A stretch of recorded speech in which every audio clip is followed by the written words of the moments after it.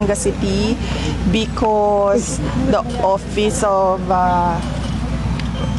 the Vice President planted the target of 1 million trees in 3 years instead of 6 years. No? Yung target namin, dapat matapos siya by end term sa 2028, pero natapos namin siya sa loob ng 3 taon, ang 1 milyong puno. At masaya din kami dahil sumali ang local government unit of Zamboanga City at ang mga taga Zamboanga City, ang mga naninirahan dito, na magtanim ng 3,000 puno ngayong araw na ito. Now that you were able to achieve your 100 million trees for goal po, 1 million rather, sorry VP. What's next po VP? Tutuloy kami, ma'am. Tutuloy kami sa pagtatanim. Hindi kami titigil sa 1 milyon. Gusto namin sana umabot kami ng 2 million by 2028. It is a dream. But anything na lampas 1 milyon, masaya na kami. Dahil ang target talaga namin na regalo para sa Pilipinas mula sa Office of the Vice President sa loob ng 6 na taon is 1 milyon. Pero dito ngayong umaga nagsimula ang pangarap namin para sa 2 milyong puno para sa Pilipinas. Ma'am, proceed na kami sa other matters. Ma'am, ang ICC po ay disqualify na po si Chief Prosecutor Militan. Yes, oo. Hindi ko po nababasa ang papel kung ano yung laman ng desisyon ng diskwalifikasyon. Pero ang pagkakaalam ko po ay meron talaga siyang conflict of interest dahil meron siyang mga representasyon noon sa mga alleged or supposed witnesses. Pero you think, ma'am, it's better now for the defense team now that he's out? Sa prosecution naman kasi hindi mahalaga kung sino yung prosecutor Kasi pareho lang din naman talaga yung gagawin nila na pag-iimbestiga, pareho lang din yung gagawin nila na case build up, no? So ang mahalaga talaga is ang preparation ng defense team ni dating Pangulong Rodrigo Duterte sa lahat ng mga posibleng ilabas na witnesses at ebidensya ng prosecution. Ma'am, sorry, alam namin paulit-ulit ang tanong pero ang dami pa rin kasi interesado. Makibalita pa rin tayo, sir. How's PRRD po? When was the last time you talked with him po? Matagal na kami, hindi nagkausap. Matagal na. Siya hindi tumatawag sa akin. Ang alam ko na ang kausap niya is si Kitty. So si Kitty yung mas may alam kung ano yung nangyayari sa kanya ngayon. At yung nagbibisita sa kanya doon halos araw-araw sa Hague ay yung kapatid niya, si Bong Duterte. Pero may sinasabi si Senator De La Rosa na skin and bones daw sa PRD. Is that true? Well, dati pa naman namin sinasabi yon, no? Nung una ko siyang nakita noong pagbalik ko sa Hague, May ko, pangalawa ko siyang nakita na pagbalik ko sa Hague. Nakita ko na ang laki ng kanyang pinayat. At hindi naman nakakagulat yon, sabi ko nga, dahil wala siyang gana kumain. At wala siyang gana sa maraming bagay dahil sa kanyang sitwasyon. Ma'am, it's been 7 months already. Di ba ikaw ang laging pinukulit ni Sir kapag kailan mo daw siya ilalabas? Yes, ma'am. Opo. Di ba ikaw lagi niyang parang sabi niya, hindi, baka nakalimutan mo na ako? Yes, ma'am. Opo. Yes. Nasabihan naman na siya ng lawyer kung ano yung ginagawa ng mga lawyers, no? At lagi ko rin kausap ang mga abogado ko ano yung mga posible pang gawin para sa kaso niya. At kagabi meron din akong mga kausap na mga abogado na mga Pilipino kung ano pa yung pwedeng gawin namin para kay dating Pangulong Rodrigo Duterte. Ma'am, may SWS survey po, yung frustrating po ninyo ay bumaba from 61% naging 53% na lang po. Your reaction po on that? And ano po tingin nyo na naging na ano po, parang consideration ba't po kaya naging bumaba yung inyong trust rating? Well, baka siguro dahil hindi ako makapag-speculate, no, kung ano yung rason ng mga kababayan natin kung bakit bumaba yung trust rating. Pero ang masasabi ko ay committed kami sa Office of the Vice President at ako ang inyong pangalawang Pangulo na pag-igihin pa yung trabaho namin at paniguraduhin na lahat ng projects na nandyan sa loob ng Office of the Vice President ay umabot doon sa mga unserved and underserved areas ng ating bansa at doon sa mga areas, sa urban areas na nangangailangan. Ma'am, si Palace Officer Claire Castro ay nag-react din po dun sa mga naging pahayag niyo po kahapon. May sinabi po siya na puro salita, puro bintang, walang ebidensya, walang kwenta. At sinabi rin po ni Yusek Castro na ang Marcos administration daw po ay nililinis daw po yung mga naiwanan daw po na mga corruption po ng dating administrasyon, which is your father po, PRRD. Well, unang-una, wala naman akong binintang sa kanila. So, hindi ko alam kung ano yung sinasabi niya na puro bintang na walang ebidensya. At pangalawa, rightly so, no? Hindi lang dapat sa administrasyon ni Pangulong Duterte. Kung meron pa sa administrasyon ni Pangulong Aquino, ni Pangulong Arroyo, lahat. Kasama na rin yung iskandalo sa korupsyon sa administrasyon ni Pangulong Marcos. So wag silang selective. Wag silang Duterte ng Duterte lang. Kasi kung totoong korupsyon ang pinag-uusapan natin, hindi naman kahapon lang ang korupsyon eh. Ngayon lang siya lumaki ng ganito kagrabe na nasira yung ating bansa. Pero yung korupsyon, matagal na nareklamo yan ng bayan. Ma'am, yung nire-reactan po ni Yusek Castro din sa parang puro salita at pambibintang is yung sinabi niyo po kahapon na the Marcos seeks to remain in power. Oo, yes. Hindi pagbibintang yan. May ebidensya yan. Unang-una, yung kanilang failed na, ano yung papapirma nila? Yes. Yung failed na People's Initiative nila sa pagpapa-amenda ng saligang batas.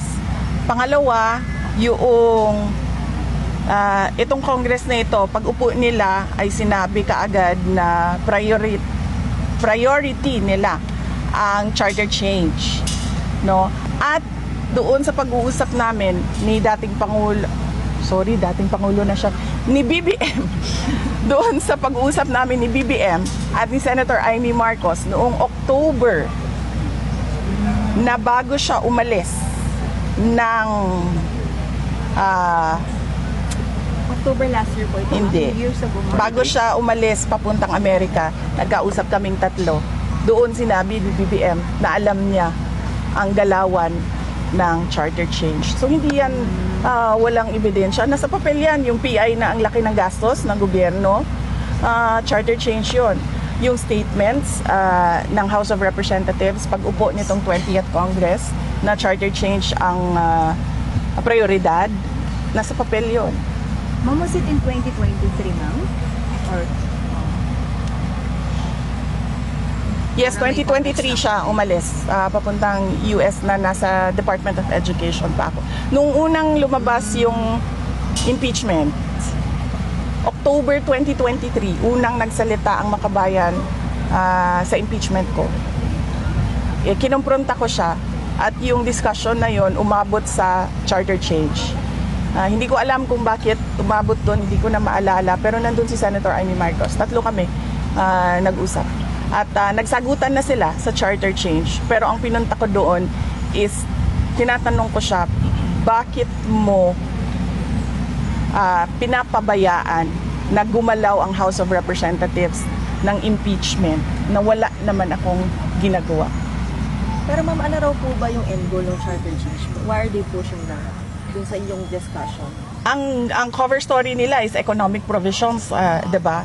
At ang sinasabi naman natin, ang dami namang batas na ang kailangan lang ay implementasyon, hindi kailangan ng pag-amenda ng constitution. Yan yung cover story nila, charter change. Pero ang totoo niyan, term extension yan. Ma'am, can you recall the answer of BBM that time when you asked him na bakit mo hinahayaan? Wala ka namang ginagawa. Nag-deny ata siya at the time. No. Ang sinabi niya, hindi siya nag-deny. Ang sinabi niya, that will not happen. Parang ganyan yung sagot niya. Check with Senator Amy Marcos, kung tama yung memory ko. Same promise that he gave you pagdating sa arrest ni PRRD, ma'am, di ba? That he will not support. Yung sa arrest ni PRRD is not about But he gave request ko sa kanya. Ang sinasabi ko doon is yung pagpasok ng ICC dito sa ating bansa because it's an affront on our national sovereignty. And I questioned that on paper and he answered on paper as well na hindi pa papasukin ang ICC. And I think lumabas na yung papel na yun kasi parang nilift siya sa isang group chat ng mga lawyers. Ma'am, ano po ang tsansa ng defense team na makapanalo sa kaso po ni PRDD po dun sa The Hague?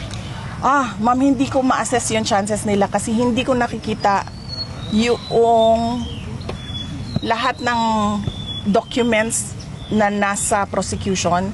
Sila lang kasi ang nakakakita nun, ma'am. Hindi siya pinapakita ng abogado dahil bawal sa kanila yon na ipakita nila. At kapag kasi na-sanction ang abogado or na-disqualify ang abogado, mahirap siya kasi kailangan maghanap ng bagong team. Kumusta po ang moral ni PRD doon sa... Ano siya, ma'am, malungkot. Malungkot siya sa nangyayari sa bayan. Oo. Kasi frustrated siya kasi hindi siya makatulong ba. Gusto siya tumulong, hindi siya makatulong. Sa mga nangyayari ngayon? Yes, ma'am. Mga controversies? Yes, ma'am. Sa nangyayari na korupsyon sa administrasyon. Reaction niyo po sa sinabi ni Ombudsman Remulla na first thing na gagawin niya as the Ombudsman hahalungkatin niya ulit yung kaso po ninyo ng confidential fund. Yes, halungkatin niya na ng halungkatin lahat sa akin, no? Pero wag lang siya maging selective. Halungkatin niya din yung mabilisan na pag-dismiss ng kaso ng drugs case ng anak niya. At yung iba pang mga kaso at posibleng kaso ng mga kaalyado nila. So, wala tayong problema dyan, halungkatin lahat. Last on my end po, sa palagay niyo, bakit yung pagiging presidente niyo po, vice-presidente niyo po ang parang idinidiin talaga sa different issues po, and of course PRRD din po sa mga corruption kasi 'di ba may mga ginagawang investigation pero palaging napupunta po sa Duterte administration ang mga... Opo, ma'am. Ang tawag po dyan, ma'am, sa ganyan is political scapegoating. Ang ginagawa po ng isang tao or ni BBM ay dahil wala siyang ginagawa, walang mga proyekto, walang accomplishments ang kanyang gobyerno at matindi ang corruption na ginagawa nila. Ang ginagawa nila ay inaatake nila yung kalaban nila or perceived na kalaban nila sa politika para doon nakatuon yung atensyon ng mga tao at tuloy-tuloy lang yung kawalan ng accomplishments ng gobyerno at tuloy-tuloy lang yung kanilang corruption sa budget. So, ang term po dyan ay political scapegoating. Thank you po. Ma'am, as a lawyer, malaking bagay po ba kung ang Philippine government mismo ang mag-manifest, say parang para i-release si PRRD? Kasi at one point in time, nabanggit ni Attorney Pauffman na waiting na lang sila sa pakikipag-usap sa administration o sa government on the possibility of the release of the former president. Hindi ko alam, ma'am, kung hindi ko po masabi kung ano po kung positive ba yon para sa kaso ni dating Pangulong Rodrigo Duterte kung ang gobyerno ng Pilipinas ang magsabi na i-release siya. pabalik dito sa Pilipinas or kahit saan man.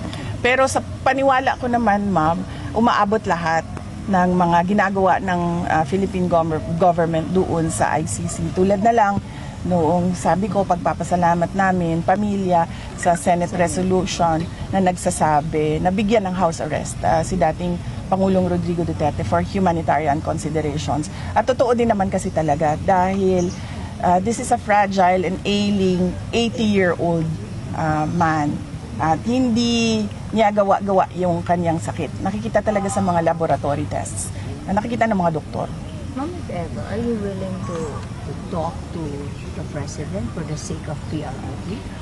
No, ma'am. Hindi ko kakausapin si BBM para kay dating Pangulong Duterte.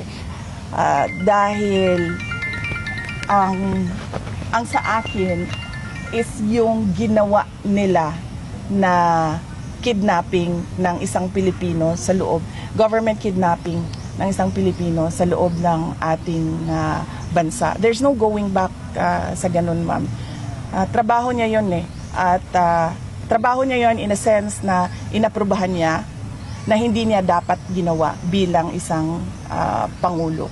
Kung ano man yung problema ni legal problem ni dating Pangulong Duterte ngayon ay problema na yon niya at syempre ng pamilya namin dahil ama namin siya.